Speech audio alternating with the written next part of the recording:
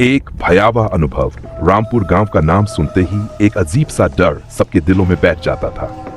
चारों ओर हरे भरे पेड़ और शांत वातावरण के बावजूद रामपुर के लोग अक्सर रात के समय अजीब घटनाओं का सामना करते थे। इस गांव में एक रहस्यमयी प्राणी की चर्चा होती थी जिसे सब छलावा कहते थे। छलावा कोई साधारण भूत या आत्मा नहीं था, बल्कि यह अपने शिकार को भ्रम में डालकर उसे अपने चंगुल में फंसाने वाला भयावह प्राणी था। कहानी की शुरुआत होती है अजय से, जो गांव के ही एक साधारण किसान का बेटा था।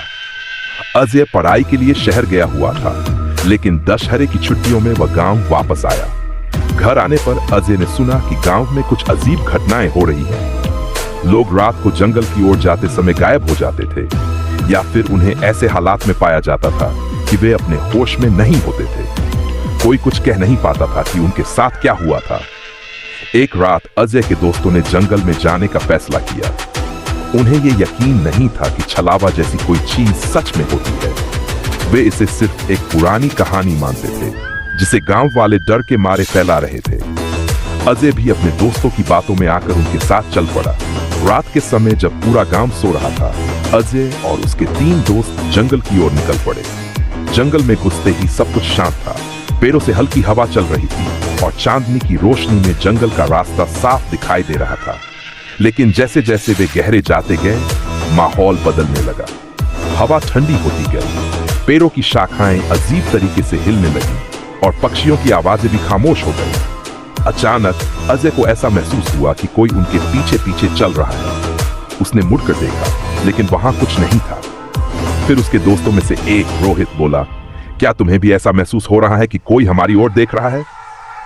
अजय ने सिर हिलाया, लेकिन उसे लगा शायद यह उनका वहम है। तभी एक और दोस्त, सुमित, हंसते हुए बोला, किसी छलावा की बात कर रहे हो?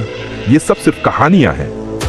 लेकिन उसकी हंसी जल्द ही गायब हो गई, क्योंकि अचानक से एक अजीब सी परछाई उनके सामने आ खड़ी हुई। वह परछाई इंसान की तरह दिख रही थी, लेकिन उसका आकार बड़ा था और उसकी आंखों से अजीब सी रोशनी निकल रही थी। सबके होश उड़ गए और वे डर के मारे वहीं खड़े रह गए। छलावा धीरे धीरे उनके करीब आने लगा।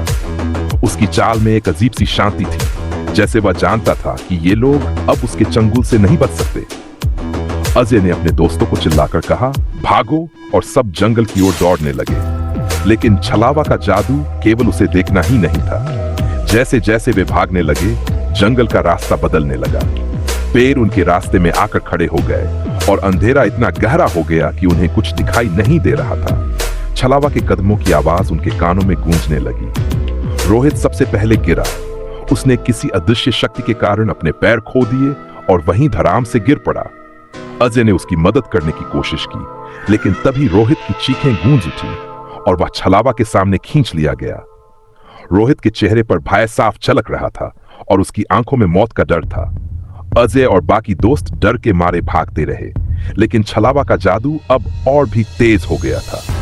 अब उनके कानों में अजीब अजीब आवाजें गूंजने लगी। कभी कोई महिला रोती हुई सुनाई देती, तो कभी किसी बच्चे की हंसी। इन आवाजों ने उनके होश उड़ा दिए थे। आखिरकार अजय अकेला रह गया। उसके सभी दोस्त या तो भाग चुके थे या फिर गायब हो गए थे। अजय ने हर संभव कोशिश की कि वह गांव की ओर वापस जा सके, लेकिन छलावा उसके पीछे पीछे था। उसका हर कदम अजय के दिल की धड़कन को तेज कर देता था। फिर एक मोड़ पर अजय रुक गया। उसके सामने छलावा खड़ा था। उसकी आंखों में एक गहरी चमक थी और उसके चेहरे पर एक अजीब सी मुस्कान थी। अजय ने देखा कि छलावा का असली रूप कितना भयानक था। उसकी लंबी काली परछाई जमीन पर फैल गई और उसके हाथ इतने लंबे थे कि वह किसी को भी चुटकी में पकड़ सकता था। अजय ने हिम्मत जुटाकर भागने की कोशिश की, लेकिन छलावा ने उसे घेर लिया। उसने अजय के कानों में फुसफुसाया, तुम्हारा अंत आ चुका है। अजय चीखने की कोशिश कर रहा था, लेकिन उसकी आवाज नहीं निकल रही थी। छलावा की पकड़ और मजबूत होती जा रही थी। तभी अचानक अजय के दिमाग में गांव के बुजुर्गों की एक बात याद आई। उन्होंने कहा था कि छलावा अंधेरे में ही ताकतवर होता है। अगर किसी तरह उसकी आंखों में रोशनी डाली जाए तो वह कमजोर पड़ सकता है। अजय ने अपनी जेब में हाथ डाला और अपनी छोटी सी टॉर्च निकाली। उसकी उंगलियां कांप रही थीं, लेकिन उसने किसी तरह टॉर्च चालू की और छलावा की आंखों में रोशनी डाल दी। छलावा चिल्लाया और उसकी पकड़ ढीली हो गई। अजय ने मौके का फायदा उठाया और भाग निकला।